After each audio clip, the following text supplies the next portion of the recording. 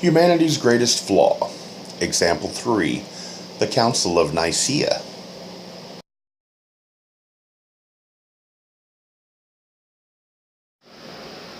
The First Council of Niciea, called in year 325 by Constantine, the Emperor of the Roman Empire, in order to set up an agreed framework for Christianity.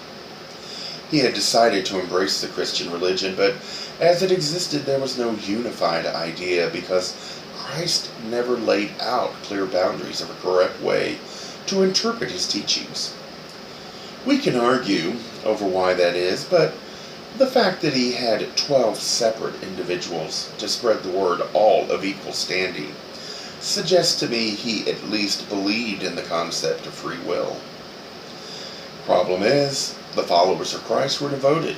Even if they didn't always agree, the overarching belief system they believed wholeheartedly. But Constantine wanted to make it the bedrock of his new incarnation of the Roman Empire. That meant rigid rules that clearly laid out what is and what is not the right belief system.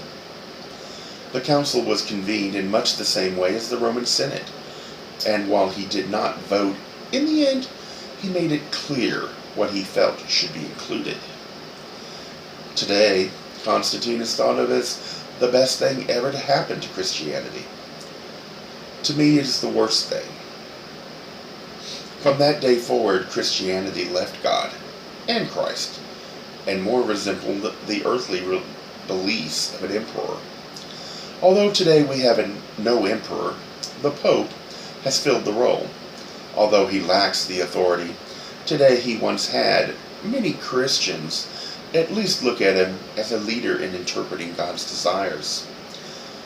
But I ask you, if God wanted us to have free will, to follow him out of love and devotion, then isn't it odd that we are told we should fear God's wrath if we dare to act against what earthly leaders say God wants? That God can only be reached through an intermediary? Is God as schizophrenic as all three organized religions portrays it? Or could it be humanity's need for structure, for certainty in an uncertain world?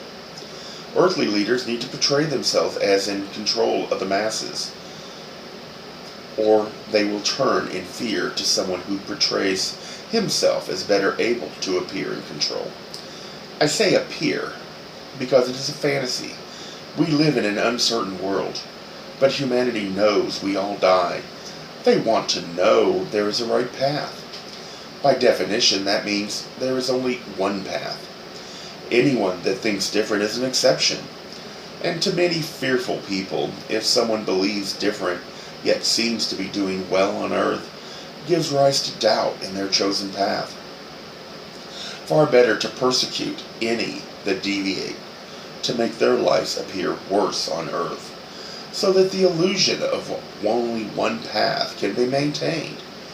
Those that embrace the material world will go far to keep this illusion of control, from just controlling speech and thought, to intimidation, to the atrocities of Hitler's final solution. To me, humanity's greatest flaw is embracing the earthly desire for certainty over the acceptance that although we don't know, we trust that the spark within us always finds a way, even if it's not in a form we desire or can imagine. It is always what we need. Thank you. Time is that which a man is always trying to kill, but it ends in killing him. Quote, Herbert Spencer.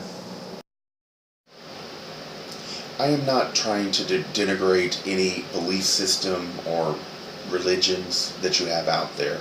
I'm not advocating that one of them is bad or the other one is bad. My goal is only to ask questions. If any of it makes sense to you, don't take all of it at value. Challenge it. Go forward. And if it doesn't hold true to you, discard it. Move on. Leave it alone. My belief system does not affect whether or not you have a happy life or not.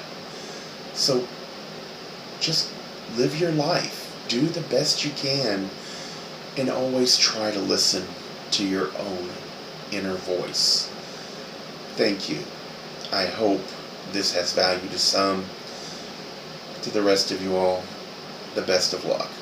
Thank you. Bye.